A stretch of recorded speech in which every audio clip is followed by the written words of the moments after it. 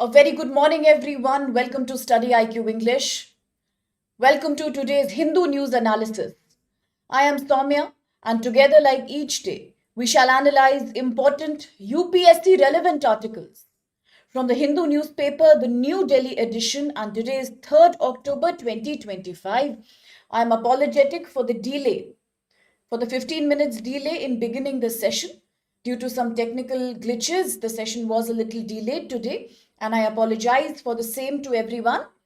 And now let's get going with the first article on the screen. If you remember yesterday, because of the Shera, there was no Hindu publication. But then we took to the important breaking news events for the day. And we had covered comprehensively about 6 to 7 articles there. Should you have any doubts regarding the articles of yesterday, you can definitely post in the comment box for me to know. And now let me begin with the first article for today. And yes, it is an editorial page article. In fact, the first two articles are editorials. And these are page number 8 for you. Very good morning, dear Pranarthi. Okay, the first article, page number 8, is about India's military, India's armed forces. Therefore, we can say this article is about internal security. Apart from that, it is also GS paper 3 because we are talking about science and technology. Latest development in science and technology, artificial intelligence, quantum computing, all to make India much more militarily strong, to make India much more strong in terms of defense forces. Very good morning, Bulbul and Abhishek as well. Apologies for the delay, my dear. So the core of the article, the main argument is that today the nature of war has changed. Gone are the days when militaries would attack each other. Gone are the days when physical strength would be important to fight a war. Today we are living in a time when the global warfare is undergoing a major change. One thing is, there are rapid changes in artificial intelligence. We know today war is completely about technology. War is about automation. War is about using light, sophisticated drones, low cost precision weapons. Today they have reduced applying force. We don't need physical strength to fight a war. What we need is more speed, quick coordination, better decision making, ambiguity of military operations. We have to be very secretive about our military operations.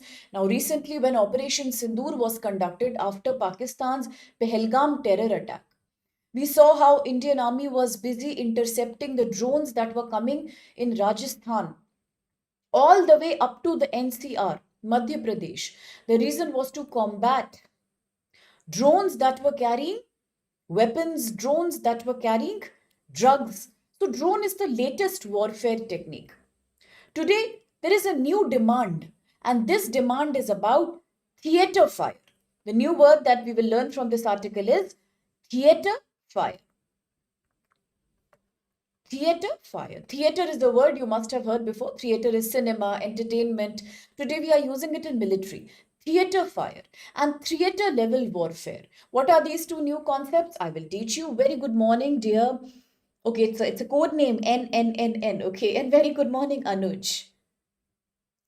Yes, absolutely. The large standing army maybe is not as effective today as technology. Absolutely well said, Anuj. Good morning, dear Dipesh. Okay, so now let's see what the article says. The first point made by the article is that now the global warfare is completely changing. And as Anuj is saying, now it is not about the number of soldiers that you have. It is not about the traditional artillery that you have. Today, it is more about your capacity to use technology. Second, your capacity to do secret operations. Now, this also reminds me of how right now Russia is doing something similar. If you remember, there was recently an exercise in the news called Zapad 2025. I had made a video on that also. Good morning, my dear Vikash and Prakash. If you remember, I had made a video also on that. The Zapad military exercise between Russia and Belarus. After the Zapad exercise, Russia is busy attacking NATO countries with secret drones. So many countries like Romania, Denmark, they have come and complained that Russia is constantly sending secret unarmed aerial vehicles, secret unarmed drones. into the NATO region. Why? Because Russia is doing a secret surveillance. Russia is trying to identify what is the military readiness of the NATO. So this is the modern warfare, and India needs to be equipped in that. So it depends on two things: how smart you are with technology. Second, how can you conduct secret operations? Now, India is also one country you all will agree that it experiences a dual threat.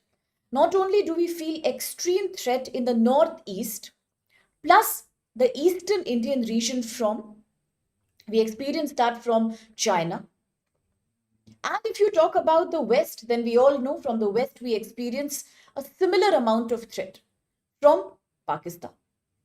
So either way, India is in a very, very geopolitically sensitive situation. But gone are the days when you had to train your army, when you had to take 3 or 4 days by the time you could intercept a missile or by the time you could reach the border force. Gone are the days when Indian army used to struggle so much in cold weather, without food sometimes, without water supply in areas like Siachen. So hats off to our defense forces. But today, the need of the hour is slightly different. There is a complete change in the nature of war. Today, we see war as a multi domain and information centric warfare. So, these are the two changes. One is that war has become multi domain. Not only do you attack one another's army, you attack cyberspace. You attack each other's nuclear power plants. You attack each other's financial systems. Israel, on the click of a button, had paralyzed and captured all the smartphones in Iran just with click of a button. So you see, warfare is not the same anymore. Plus, it is becoming information centric. The more data you have about a country, the more you can defeat that country. So therefore, you need to increase the speed of sensing, decision making, strike readiness. And the sooner you strike, the quicker you take a decision, the more data you have, it will decide your victory also.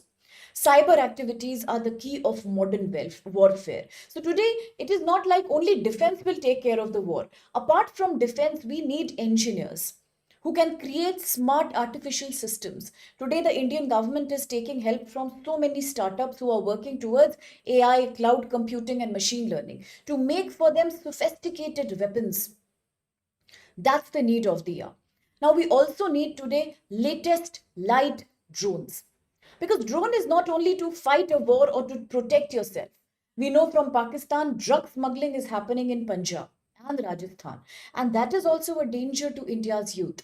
And that's why we need very smart drones today. So the need of the hour, therefore, is to have the best of drones, maximum use of AI in creating modern day weapons that increase our speed and decision making. And then comes loitering munitions. Loitering munitions, this is again a need of the hour. Plus, we also need precision guided rockets. So, precision guided rockets which can hit at the exact spot without wasting any extra area. Plus, we need small, sophisticated and powerful weapons that cannot be detected by the enemy but that can do massive damage. For example, the multi-head missile that can hit at multiple locations at the same time. India already has one. If you know the name, you can let me know. So therefore, today war needs AI, big data, machine learning, network sensors. We need not only a strong military, a strong navy, or a strong air force. No, gone are the days. Today we need theater level warfare. What is theater level warfare? This is one new word that we will learn today. Theater level warfare. What is a theater level warfare?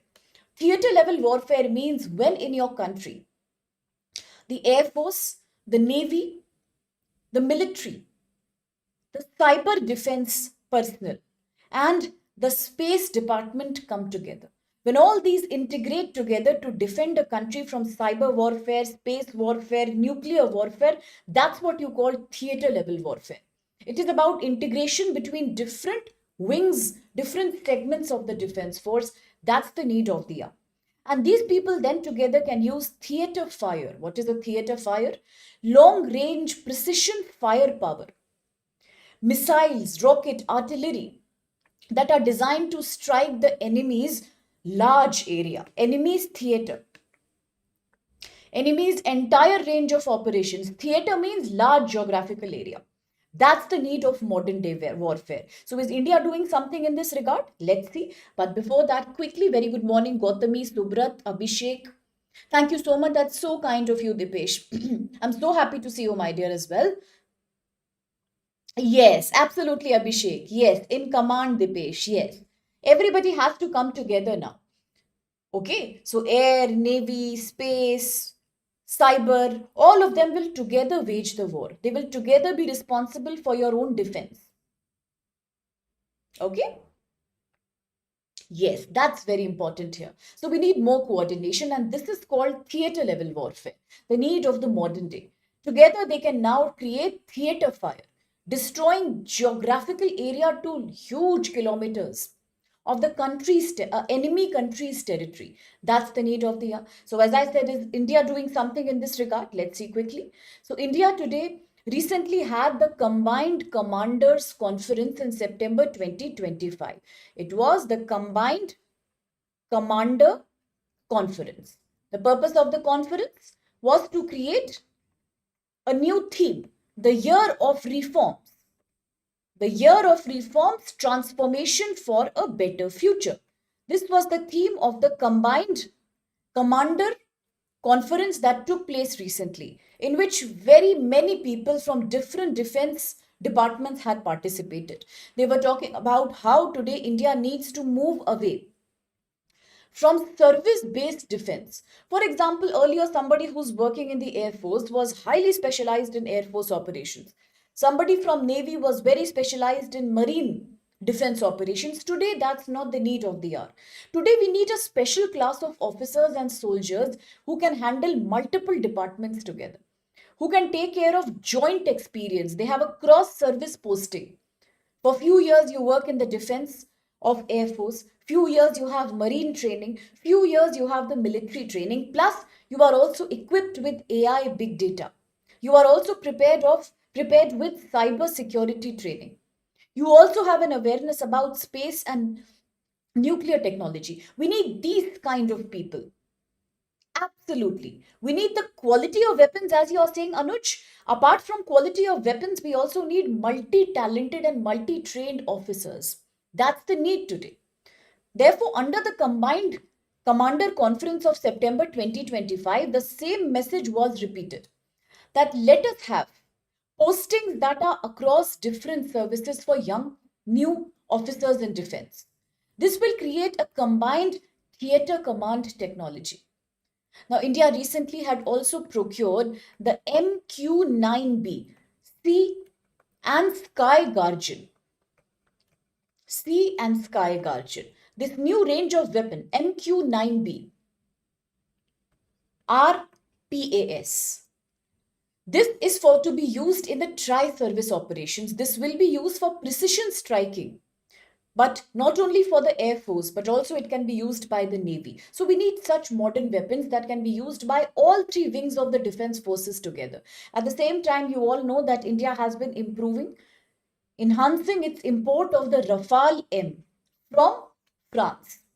The best part is majority of these Rafales will now be manufactured within India from the help of France. Absolutely. Yes, Dipesh. Reaper drones. Correct. The MQ-9B Reaper drones that will be used by the Navy as well as by the Air Force.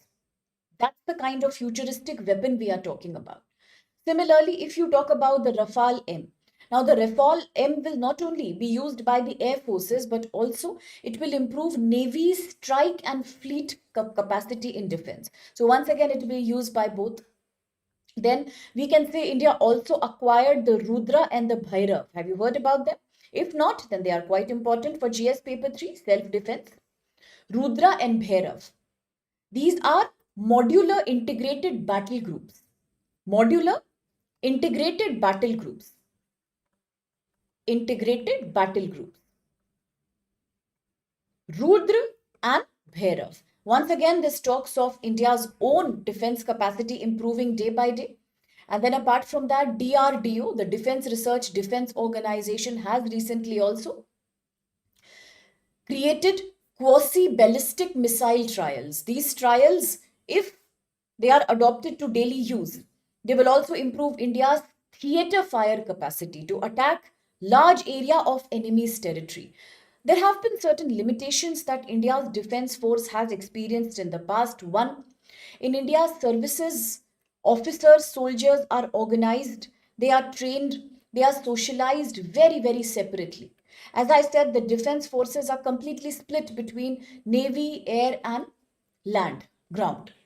This means a different kind of technique, a different kind of experience. Today, that is an outdated technique. We need more joint warfare culture. This is the demand of the recent time.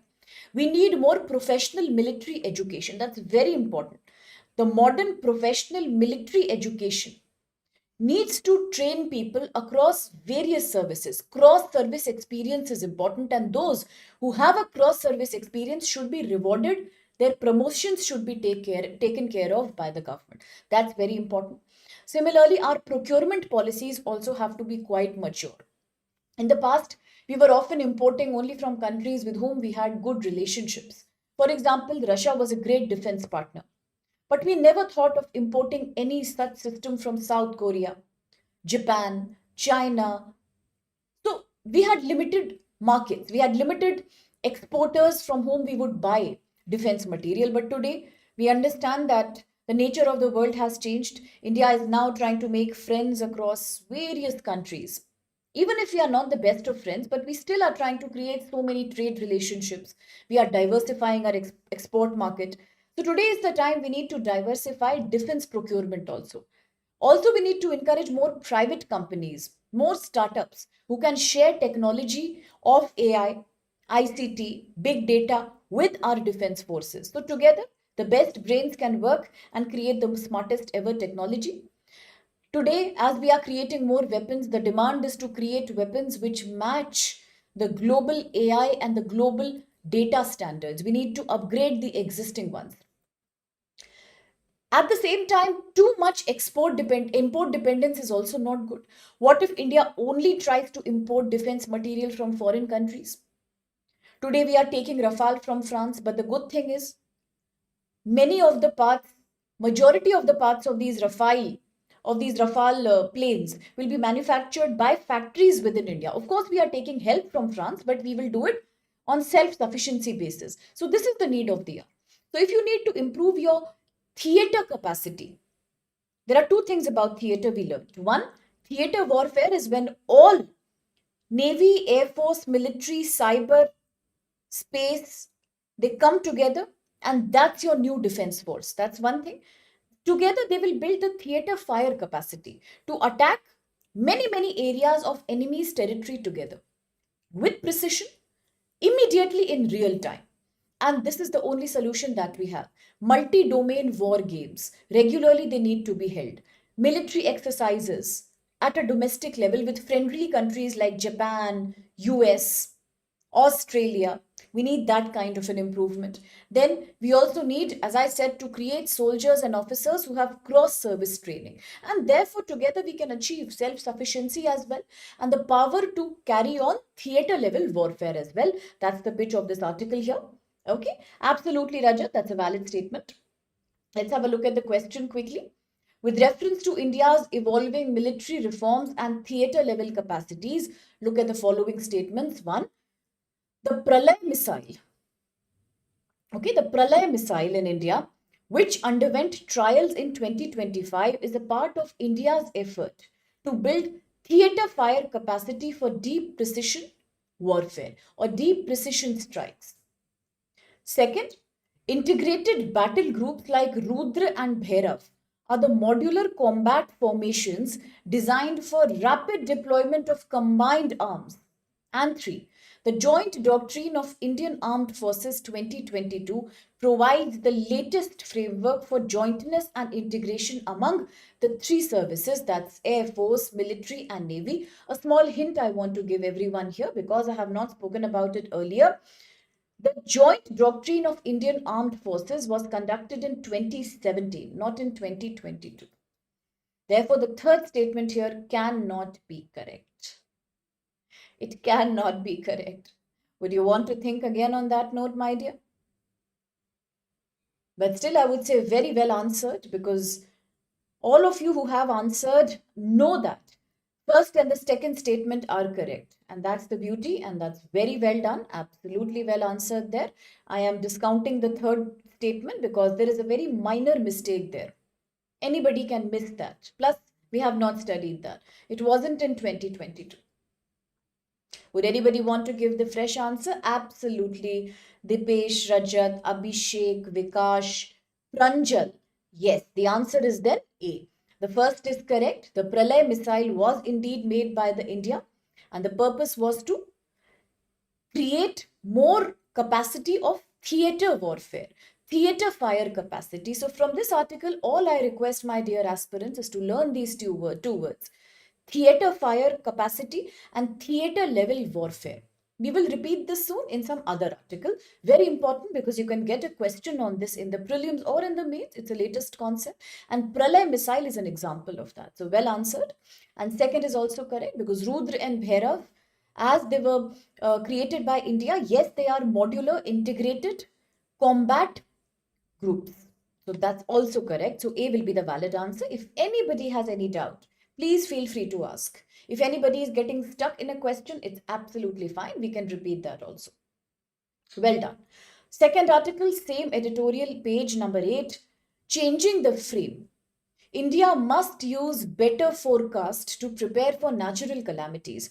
I'm sure, as I say natural calamity, 90% of you must be thinking about Punjab floods, Uttarakhand flash floods, cloud burst. Have you noticed, my dear, by the way, in the last 5 to 6 months, how many cloud bursts have happened in India? Were you not shocked? Last month, as there was a news which said in Chennai also there was a cloud burst. Earlier, people would associate cloud bursts and flash flooding only to geographical areas of the hills. It was very common in places like Sikkim, Himachal, Kashmir. Okay, cloud burst has happened. Flash flooding has taken place. We have been hearing about this since the Kedarnath tragedy. Every year, almost, we hear about flash flooding, but only in the mountains. This time, it was shocking to see that Chennai also experienced a cloud burst, flash flood. Because what is a cloud burst? It has nothing to do with hills actually. According to Indian Meteorological Department's definition, a cloud burst happens when in a small area of land there is suddenly too much rainfall over a limited period of time. So small area of land, small number of hours and too much water comes in. That creates overcapacity of incoming rainfall. Rainwater becomes too much in a very short span of time. That's called cloudburst. Naturally, if cloudburst happens, torrential heavy rainfall happens, what happens? We will experience flash flooding. Immediately in a flash, everything gets flooded. But that's not a phenomena only about the north states now. It is also happening in southern states like Chennai. So what is this article trying to tell you? This article that is associated with GS paper 3 because we are talking about climate change here. We are talking about climate mitigation, disaster management. Yes, this article absolutely Dipesh. It is about 100 millimeters in 1 hour in a small piece of land. If this much water comes, what happens? That is only flash flood. So this article is trying to tell you that in India, we are always afraid of droughts. Because right from the times of British period, everybody in India thinks lack of rainfall is a bigger problem. Drought is a very dangerous situation. Our aquifers, groundwater will become dry. We have nothing to drink. We have no water for irrigation. And that's a dangerous thing to happen. People are very scared about that. What we need to understand today in 2025 that if drought is a calamity, then flooding is an equally dangerous natural calamity. If drought leads to hunger, thirst, malnourishment, food insecurity, then flooding also leads to devastation of crops, many diseases among people, and killing of people, destruction of infrastructure. So there is no need to only be worried about droughts. We need to be equally concerned about floods. It all happened as Indian monsoon is both a curse and a blessing. We know that. In India, monsoon is both a curse and a blessing. This year in 2025, the country, India, has received 8% extra rainfall. Too much rain happened. 8% extra rainfall than normal. It was a good thing. Why was it a good thing? Because the Kharif season was expanded now. Kharif, what is Kharif? For example, paddy, rice crop, that is Kharif. And what does paddy need? Paddy needs too much water. Remember, I was telling you about how paddy and rice cultivation leads to methane gas pollution? Because paddy or rice needs too much water. It's a water intensive crop. So 8% extra rainfall in 2025 was a blessing. Was a blessing. No. Every day I take the lecture exactly at 9:30, Anuj. Today, because of technical problems, we got a little late. Okay. Yes, monsoon crop. Very good, Dipesh. Very good, Vikash. It is a summer monsoon crop in India. Very well answered. That's Kharif. Biggest example is rice for you, isn't it? But it's a water intensive crop. It needs too much water. So 8% extra rainfall in 2025 was a blessing in disguise. India's paddy cultivation increased. The net sown area under Kharif also increased. There was much better storage of water in India's dams and reservoirs. Now there is no water insecurity at least. However, there was a side effect of this also. Rather than celebrating the extra paddy crop, rather than celebrating full dams and full reservoirs, let us also look at the side effects it has had. Now, what about the destruction, landslides, land erosion, destruction of farmland, infrastructure, killing of people in Himachal Pradesh, Jammu Kashmir, Punjab, Uttarakhand? What about that? So today India is living in a very strange paradox. The paradox is, while droughts are treated as a calamity, people are scared of droughts. Nobody is ready to understand that too much rainfall, like extra 8%, is an equally bigger natural calamity. It is not a blessing. 1 or 2% extra is okay, but 8% is not okay, because if you have 8%, see what is happening in Punjab. Who pays the price? Union government. Whose money is that? It's your money and my money. It's taxpayers' money. Who is responsible for the diseases that break out after the water starts receding, like cholera, diarrhea, typhoid, hepatitis? Who's responsible for that? What about the homes of the people, particularly the lower income group people that gets devastated? We have to think about that also, no? So therefore, drought is dangerous, but flooding is equally dangerous. In 2025 monsoon season in India, there was so much extra rainfall that northwest India has received 27% extra water. Talking about central India, the central Indian states, they have received plus 15% extra. Talking about southern states, Deccan India, it has received about 10% extra. You see how much rainfall has come. It's too much. And now the problem is, in 2025, because of 8% extra rainfall and this much excess of water, the total capacity of water storage has also exceeded the normal limit. Today it is about 163 BCM as compared to 2024, that was 157.8 BCM. You must have heard in the news every day the Delhi government was alerting the citizens that Yamuna is crossing the danger mark. In Uttarakhand, the tributaries of Ganga were crossing the danger mark. Godavari, South India, is still in the danger mark, by the way, as you and I are talking right now. Kaveri, Karnataka, major threat of water outflow. This is the ugly side of too much water. So, the new challenge in India is that rather than understanding that we need to prepare for flood, we need to have better local disaster management policies, we are using a word called cloudburst. Anytime too much water comes, we will say cloudburst. It is not the fault of the government. It is not the fault of the municipal corporations. It's not the fault of the people. What to do? It was an accident. It is a cloudburst. Is it okay to misuse a word so much? To every time shrug your responsibility and blame it to nature, blame it to the god by saying, oh, it was a cloudburst. But cloudburst is not a rare thing anymore. It is a very common phenomenon. Yes, we are experiencing global warming. Yes, the ocean water is on the rise, already 4 millimeters above the last few years in 2025. Yes, the monsoon cycles will keep changing. It is determined Also determined by global weather phenomena like El Nino. So yes, we will keep having a fluctuating rainfall. Maybe next year it's a little less, or maybe it's even more. We don't know. So what do we need now? Now that we understand from 2025's experience that anytime too much water can be received while the months of July to October, we need to be careful and cautious about disaster management, about how to utilize this extra water. That's the need of the hour. Can't just say it is God's fault. It is nature's fault. Cloudburst happened. No, everything is not cloudburst. And cloudburst is not a tragedy anymore. It is a regular occasion now.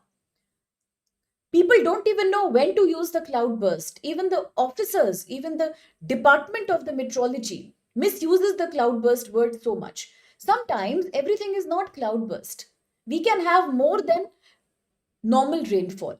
That is not cloudburst. We are lacking our capacity to deal with that. That's the real problem here.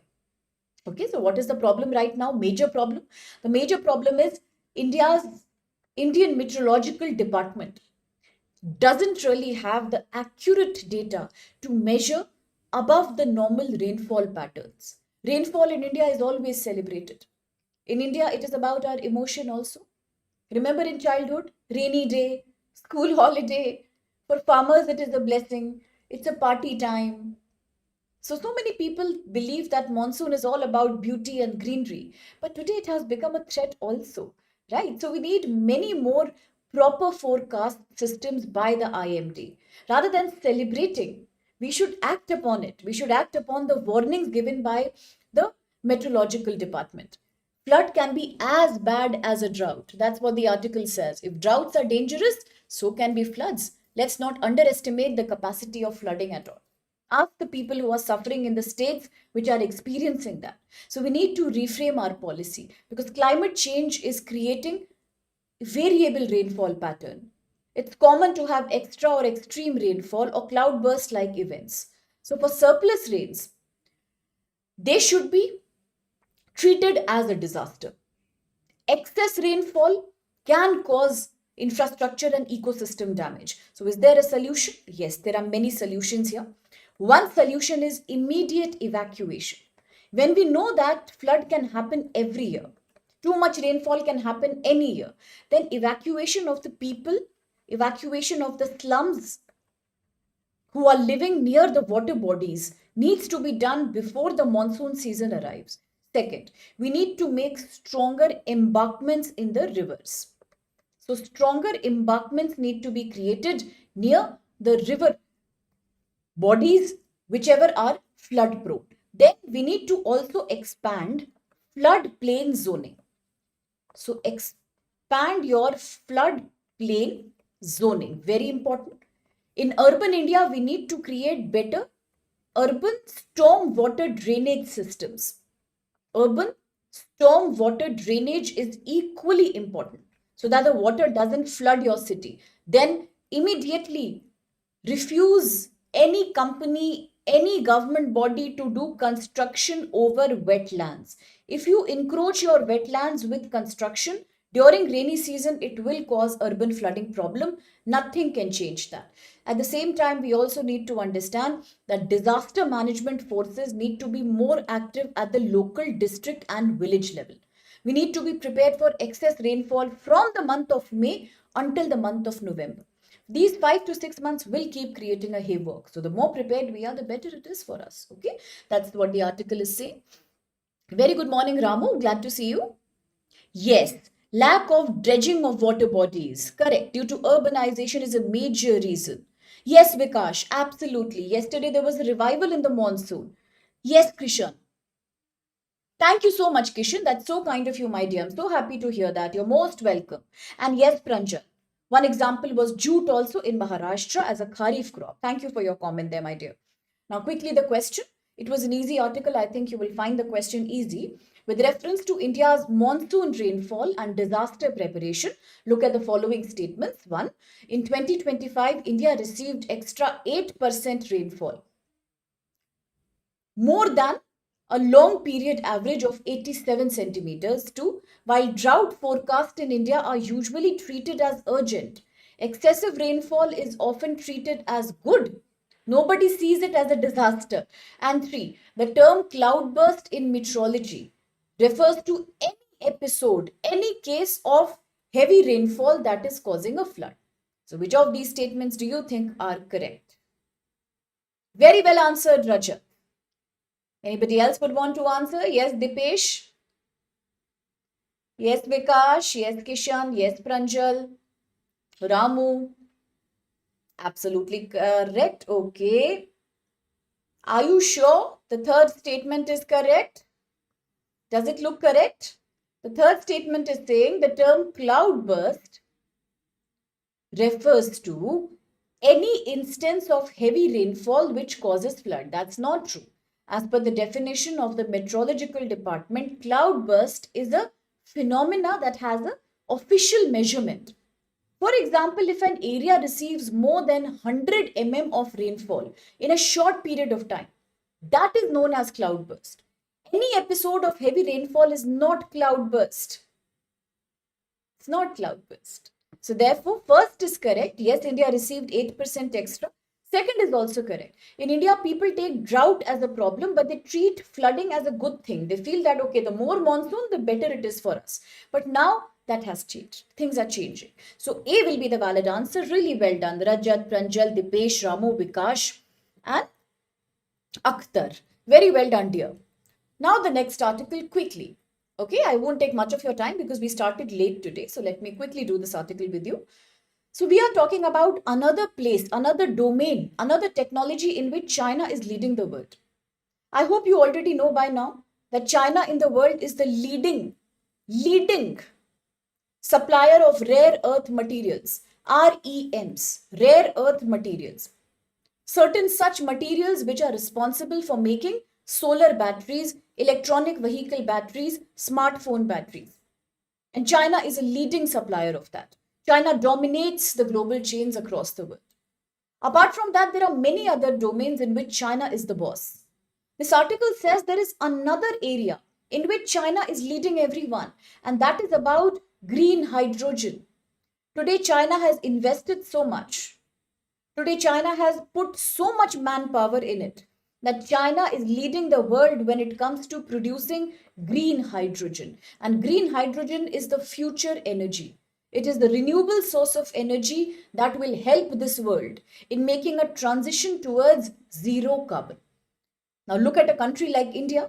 In India, we are trying to move towards zero carbon by 2070, but in 2030, we already have a target of reducing carbon footprint to 45% of GDP. But is it possible to achieve that? When in India right now, there is hardly any facility available for green hydrogen manufacturing. Yes, India is doing good when it comes to solar energy, but green carbon is much more efficient and much stronger than solar energy itself. So, what is green carbon? Now, green carbon is the next best possibility that the world is looking at. So, right after solar and wind, green carbon or green hydrogen will give you maximum renewable form of energy. How is it produced? Now, green hydrogen is produced when you split, when you break down water into hydrogen and oxygen. But to do that, you are using a renewable energy powered by electrolyzers. It's a process called electrolysis.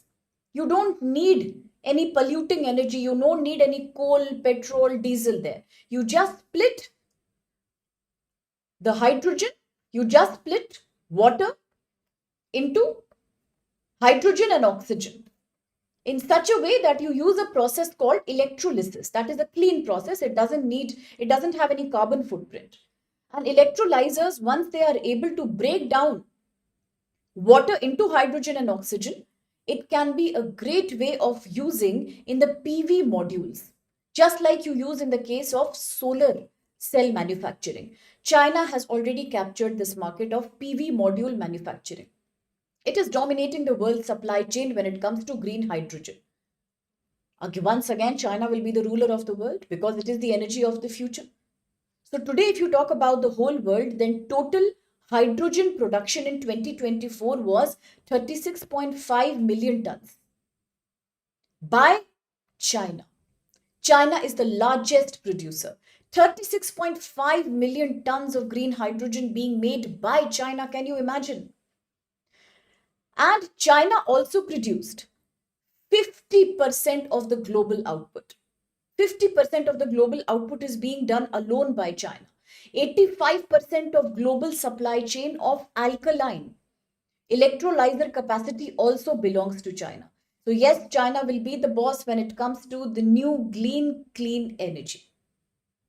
Now, talking about electrolyzer, we all know that water can be broken down safely into hydrogen, oxygen. That's where you get the green hydrogen from through a process called electrolysis that doesn't have any carbon footprint. But what is electrolyzer exactly? How many types of electrolyzers are there? One is the alkaline one, which is usually much cheaper to use. It's a more advanced technology. It is made by using nickel and steel. Another is proton exchange membrane, or the PEM. This is much more efficient, but it is costly. It is slightly costly. So today China is excelling in the first type, the alkaline ALK based electrolyzer. That's where China leads the world. China has given subsidies to private companies. Supply chains have been invested upon. Raw material is easily available in China, and hence China is the leader of the world. Nickel and steel, which are the raw materials for creating alkaline electrolyzer, is abundant in China. Too much available in China. After all, China also has largest reserves of REM, rare earth materials. China is now expanding like insane. There are companies from China, Envision, Longi. These are the companies, or GoFu Hydrogen. They are building plants domestically as well as abroad, in the European Union countries also, in Russia also. These partnerships in Europe, in Russia, will now launch world's greatest green hydrogen plus ammonia plant. This is being created by a Chinese company called Envision. And what about India here? Now, India also wants to make a transition towards solar energy, and India is taking steps for that. But apart from solar energy, India knows that we have to invest in green hydrogen as well. Is India doing something? Yes. In 2023, India launched the National Green Hydrogen Mission. The aim was to reach 5 million metric tons of green hydrogen production by 2030. Very important year 2030. Sustainable Development Goals, national determined contributions. Now one more. India wants to achieve 5 million metric ton production of green hydrogen by 2030. India wants to have a much stronger renewable energy potential, but we know nuclear and solar can only do limited number of contributions. So the next best area to invest is green hydrogen. It is a great opportunity to avoid dependence on China for electrolyzer import, because China is rich in nickel and steel. So China has good capacity in manufacturing alkaline electrolyzers. So India needs self-sufficiency in that if we want to produce 5 million metric tons of green hydrogen by 2030. Plus, if we are not able to become self-sufficient, and if Chinese alkaline electrolyzers flood the Indian market, then India's domestic industry will also face too much competition. Plus, we also know that when it came to solar panels, rare earth material, China and America kept on giving us shocks. China, America, Australia, Chile have some of the largest reserves of REM, rare earth materials, with China leading the list. But last year, China created a shock. China said, I want to stop exporting REMs. At that situation, what should countries like India do, who depend on such imports from China?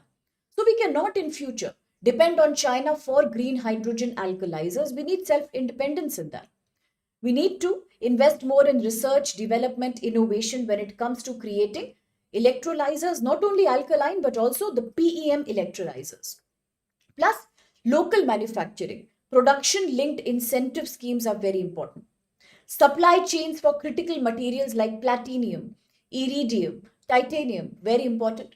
Recently, Indian government has allowed 12 more rare earth materials to be explored in India. That's a very smart move.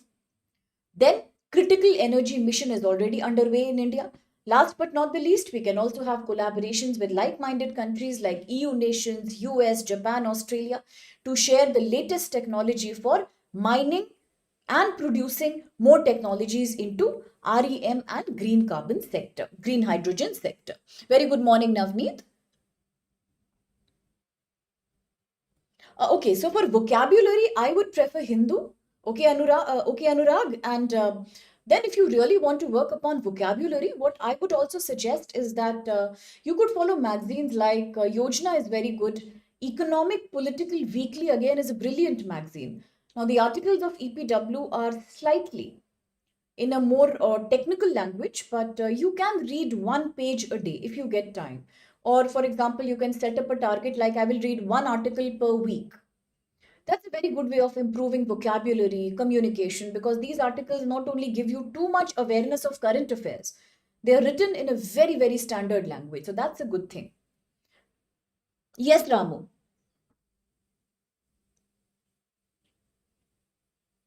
Oh, that's a wonderful question raised by you, Ramu. That's an excellent question. So, for green energy, typically they use fresh water. But the fresh water is already in crisis across the world, and that's a valid point you have made. So, therefore, on for that, India also is now experimenting with more desalinization. Now, right now, countries like Israel have some very good technology when it comes to desalinizing seawater for it to be used up domestically. India also is alongside investing in that technology. There was a scheme that spoke about it. Now that you have raised a question, tomorrow I will talk about that scheme in two lines.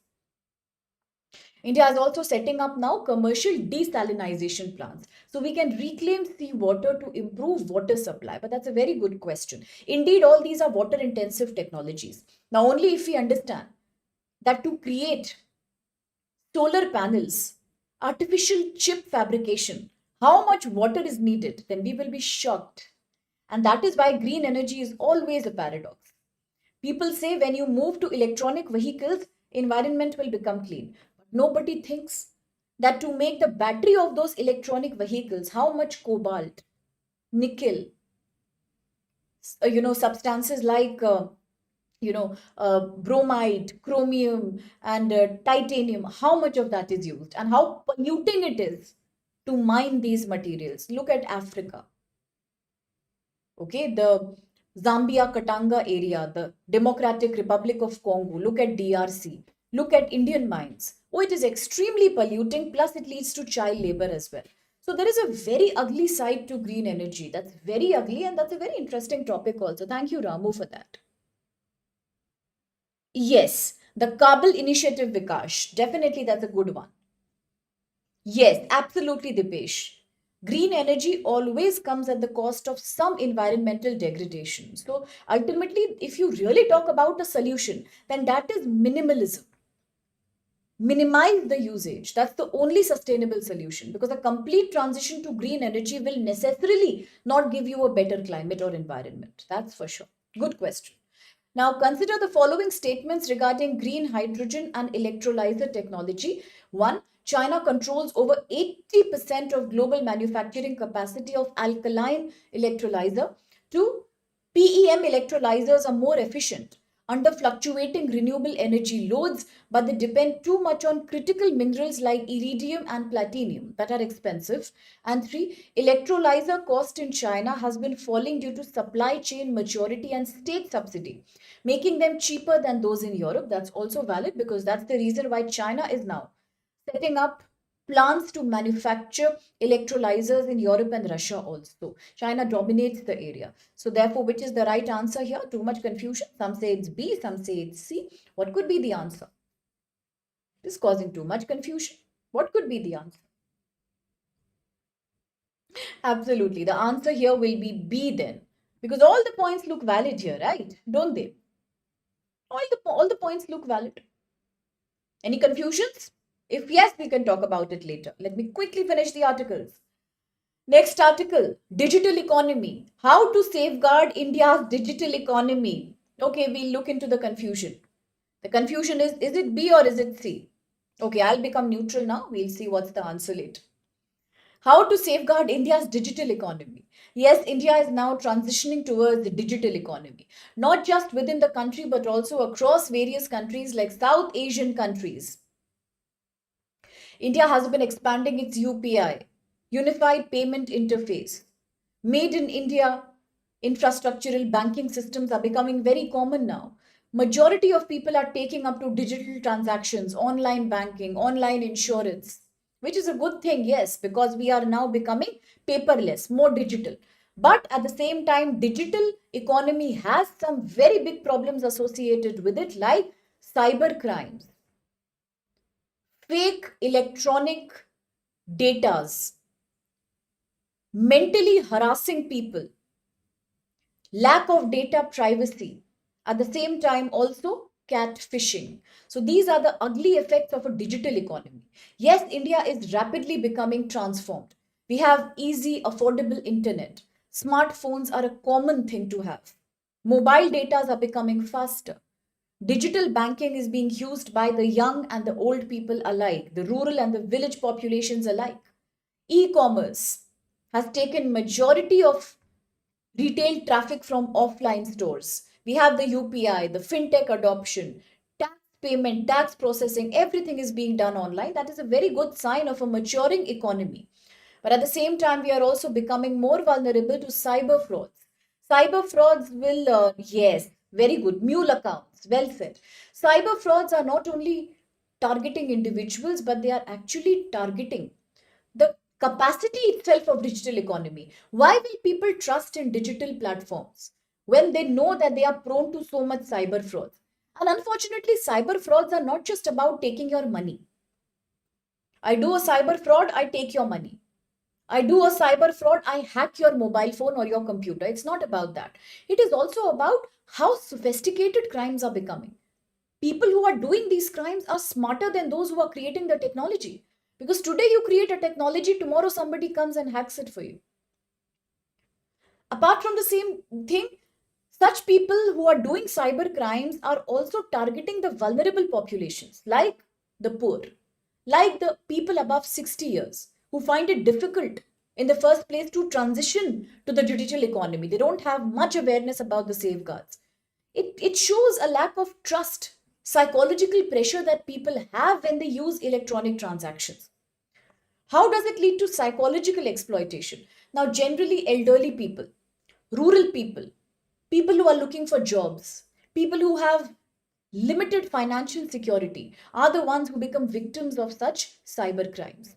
It's very easy for somebody to make you a call, ask for an OTP from you, and threaten you that if you do not give the OTP, your mobile phone will get frozen.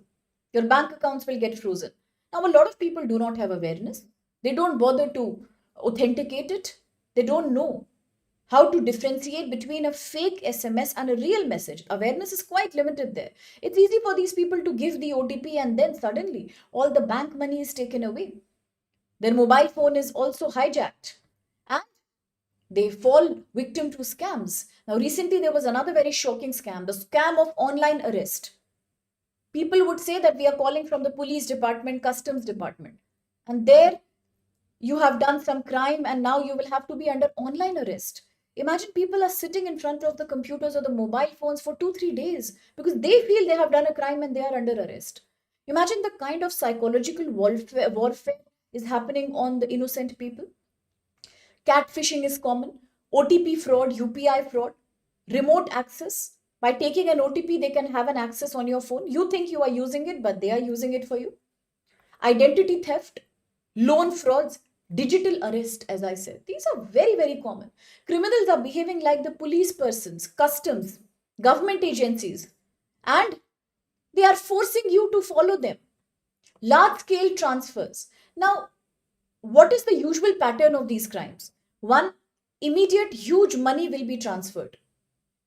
That is not usually done from a person's bank account. Second, multi-million debit transactions in short intervals are being done. Know your customer norms. Weak norms exist when it comes to the KYC. If you complain to the police, there is a lack of proactive action by the police. Similarly, by the time the police issues the orders and your account is frozen. By the time your bank is informed, much money has already flown out of your account. What will you do then? Banks, by the time they react to it, they issue advisories to people.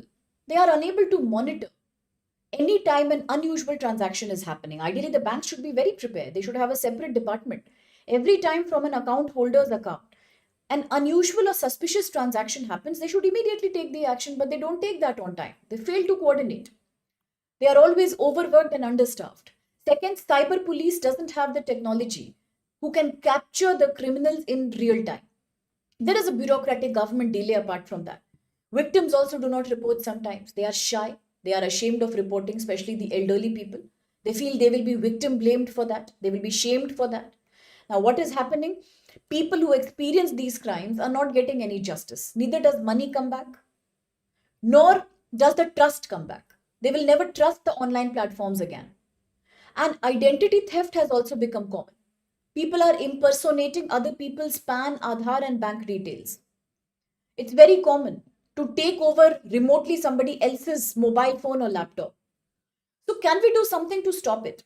In reality, yes, we can have AI and machine learning based prevention. For example, personalized transaction profiles which are based on a consumer's behavior. The bank people should know how this particular consumer is behaving. If they are used to a certain kind of transactions in a certain period of time, then a sudden change is impossible. If there is a sudden change, if I am dealing in thousands of rupees and one day suddenly I deal with 20 lakhs, so the bank people should ideally have a red alert. They should contact me that something doesn't look okay. If there is an anomaly in the usual behavior, they should be alerted. Now, similarly, real-time fraud intelligence. Cybercrime police department also needs to have a quick networking with bank. And the rules have to be enforced more strongly. These are certain things we can do. AI-driven real-time connection, 24 hours rapid response to cyber crimes. Take quick action, otherwise, why will people trust you? The know your customers procedures have to be made more strong. And ultimately, you also have to give compensation to those whose money has been lost under RBI rules mandating. RBI's compulsory rules. Just imagine, that's a wonderful thing you are sharing, Vikash. Last year, Indians lost around 120 crore due to digital arrest scam. Can you imagine? Being in your own house under arrest. What is your mistake? Your mistake is that you couldn't understand that these are fraudsters. They are not the real police. People get scared. It's very common to psychologically harass people, especially women, elderly people, people who are not actively working. It's very easy to scare them out. So you see, this is the very ugly nature of cyber crimes. So there is a double-sided effect of everything. If a technology is giving you benefits, it will give you dangers as well. So in a GS paper 3, you can get a question like that. That India's digital economy is really, really booming. At the same time, what are the dangers associated with that? You can exactly write the content from this article, and that's a very good answer. With reference to cyber frauds in India, digital economy, look at the following statements. One, social engineering based frauds exploit human psychology rather than only technical hacking skills. Two, alarming trends include digital arrest, where criminals are trying to imitate or impersonate law enforcement agencies to force victims into transfer money. Three, AI and machine learning can be used proactively to detect abnormal behavior, mule accounts, fake accounts, and suspicious patterns quickly in real time. So, which one will be the answer? Absolutely, my dear. Rajat, Dipesh, Pranjal, Vikash, Ramu, Akhtar. Absolutely, D is the valid answer. Well done. Now, the last lengthy article, and after that, a quick news. In India, we all know that we are using too much technology. Have you seen how school children are also sitting with tablets and smartphones? Remember when you and I, just a few years before, when we used to be in school, I don't remember sitting with a mobile phone, smartphone all the time, every day. Very good, Ram. Nobody was allowed, but today it has become the new way of socializing. The young children also, rather than spending time with physical kind of activities or socializing with people, they are always experiencing a virtual reality. It's becoming very common for people even under the age of 15 to be addicted to mobile phones and internet. But this has a very ugly effect also. See, every time we look for convenience, we have to pay a price there too. Like I was talking about the electronic vehicles. Yes, they will help in controlling vehicle pollution, but they are coming at a great environmental cost. Similarly, in the last article we saw, if you go completely digital, yes, you are saving paper, it's good for the ecology. Yes, you are saving time, it's good for you. But at the same time, you are also becoming the victim of these many cyber frauds. So, this article is talking about the cost of convenience again. If you use too much digital tools, you are also becoming ill in the process. It's not good for you. Today, we are using electronics everywhere, from white goods to mobile phones to laptops, even to see what is our heartbeat, what is our BP. People like us are wearing smartwatches. Everybody is equally responsible. There is not one person who is not doing that. People are using smart apps to even track the number of hours they are spending on phone itself. You see, we are completely digital today. Totally. It is a digital revolution. Convenience, luxury, and comfort is what majority people, especially in urban India, are looking at. But do we think that there is a double impact of that and a bad impact? One on the health and the second on the ecology. Why on the ecology? Because as you use so much electronic, you are also generating too much electronic waste called as e-waste. How many of us are actually aware of the right protocols to discard the electronic waste? On a very honest note, I am not claiming any, a high moral ground here. Personally, I want to say that even if I know I am not following the right behavior either, I'm sure many of us don't. Do we know how to discard our electronic waste properly so that it doesn't harm anybody, neither the climate nor the people who collect the waste? Now there are computers, discarded smartphones, eroded batteries, household appliances. They are creating such a huge burden of waste that India generated 2.2 million megatons of electronic waste in 2025, making it the third largest waste generator in electronics after China and America. E-waste in India has doubled, 150% increase from 2018, and it is projected to become even more double by 2030. 60% of electronic waste comes from Indian cities, especially 65 cities. Major are the Delhi, Muradabad, Bhiwandi. These are the major contributors of waste. And when you talk about recycling, then there are only 322 organized sector formal recycling plants. Remaining all of the electronic waste is processed by manual scavengers, waste scavengers, informal sector employees who, as they collect this waste, classify the waste, sell the waste, are exposing themselves to major disaster of health. Unfortunately, these informal waste collectors do not even get the status of being a formal worker. No standard payment, no protection, no safety equipment, and no compensation, no insurance, by the way. Manually, when you are trying to remove the waste, discard the waste, classify the waste, you can get burnt to acid leaching in open air. Unscientific dumping can cause fires. It can cause fires also. The harsh hardware can also injure people who are collecting these wastes. There are toxic heavy metals in this waste like lead, cadmium, mercury, chromium, various kinds of flame retardants. What do you think they do to the health of these people? As they collect them manually, they inhale this waste. Particulate matter 2.5, which is very, very fine and thin. You can't identify that with naked eyes. Then particulate matter 10. So it leads to air toxicity, but it directly goes to the lungs of these people. So many of them experience breathing, respiratory disorders, and lung cancers. Think about them. They are the poor people. How will they get treatment? In 2025, 80% of informal e-waste workers were experiencing respiratory illness symptoms. They were being constantly exposed to carcinogens like mercury, lead, cadmium. Worst part is, children are a leading segment of that.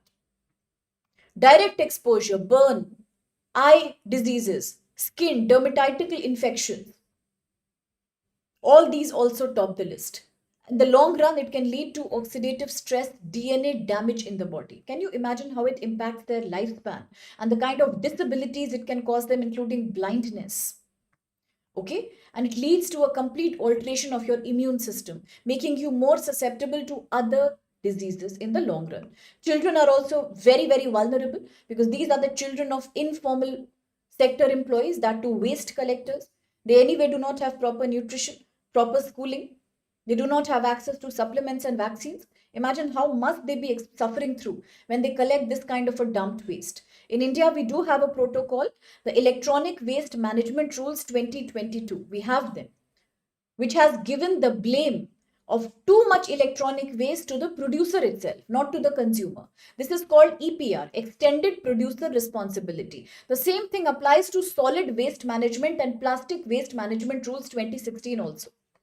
Extended producer responsibility, that companies who are manufacturing products should be responsible and they should control the use of toxic metals in their products. So the manufacturer will be blamed here. But in reality, does that happen? Which manufacturer is getting punished for making a smartphone with too much toxic material? Most of these are imported. Anyway, they are not falling under the ambit of Indian rules at all. Ideally, under the Electronic Waste Management Rules 22, there is a compulsory registration for every worker who is responsible for dealing with electronic waste. But that doesn't happen either. So, children, especially in the informal sector, are still a major component of those who collect electronic waste. Unfortunately, only 43% of electronic waste is processed by formal sector companies. Rest all is informal. Cannot we do something about it? Like formalizing the informal workers, giving them iCards, covering them with a basic wage, giving them with boots, gloves, helmets, masks, any protective equipment to save their lives. Strengthening the extended producer responsibility, just like Europe said and UK said. UK was very clear. When UK signed a free trade agreement with India, UK was very clear. UK said, I will not allow the import of any electronic item which has been created through a process of too much greenhouse gas emission or through a process which uses toxic carcinogen chemicals. But in India, we lack that protocol. Similarly, health camps to focus on children of those who collect the e-waste in the informal sector. A centralized application can be made to completely track the e-waste burden of India digitally so that the government knows what is the scale of the waste that's being generated, right? And at the same time, more awareness campaigns regarding reducing your e-waste, disposing it safely, giving it only to those agencies which are working in the formal sector, rather than throwing them here and there and making people sick because of that. Now, the quick last article.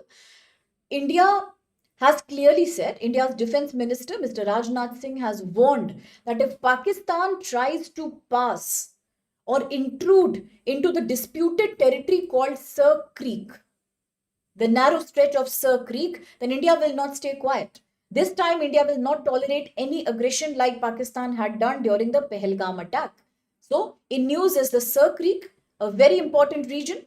Now, Sir Creek is a tidal estuary. It is a small body of water in the run of Kutch. It is located very strategically between India-Pakistan border. Gujarat has certain area of it, and the Sindh province of Pakistan also has certain area associated with it. So therefore, it has been a major area of border dispute between the two countries. Both countries, India, Pakistan, make maritime claims on it, territorial claims on it. At the same time, it is also a crucial trade route. The dispute usually is about how to identify the exact boundary. At the same time, this area is very rich in resources like oil, natural gas, and fish. So today, our defense minister says if Pakistan tries to become aggressive in the Sir Creek area, and since it is India's territory also, India will not stay quiet. Pakistani military build-up will be looked upon as intervention in India's private space. And since Sir Creek is an important route to Karachi through the sea, Pakistan can anytime create an aggression here, but India will not tolerate. Just like in Operation Sindoor, India had completely combated Pakistani based terrorism. Similarly, this time also, whether it's from Ladakh to Sir Creek, India will secure its western and northern borders. Okay, so India will not tolerate any terrorism. And now, in the end, India China finally, after 5 years of bad relationship, a cold war, especially after COVID pandemic, especially after Galwan Valley clash of 2020, as they both met in the Shanghai Cooperation Organization in China recently, have decided to resume flights between each other. And that's a wonderful thing to happen, because future it is in line with more trade pacts, more people to people movement, and much better exchange of AI fabrication, REM, and other cyber security, technology exchanges that both the countries are committing towards. And once again, people to people movement is also about integrating the tourism of each other. So that's a welcome change. After too many years, this has happened. And now I'll take your leave by quickly reminding you that today the sale is ending. This is the Dashera Dhamaka sale, and prices will start as low as 7499 only for Hindi, English, and in English batches. October batches have already started. Evening batches are also now beginning. So, whichever time works for you, whichever language works for you, you can enroll for a GS Foundation course here. At the same time, there is massive discount on optionals also, right? So, the October batch also is now beginning. And for 2026, we have the target batch, fast track batch, because less time is left, but also for 27 and 28, you can enroll for these courses. All you need to do is use code SPLIVE and enjoy the course sale. And if you want more details, you can reach out to us anytime and we will let you know in detail. Thank you so much once again for being with me, for bearing with the 15 minutes delay today. I'll see you tomorrow. Okay.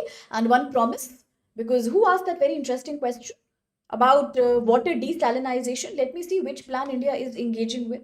Okay. Thank you so much, my dear Dipesh and Ramu and Vikash and Neelam. Thank you. Thank you. Thank you so much. I'll see you tomorrow. God bless.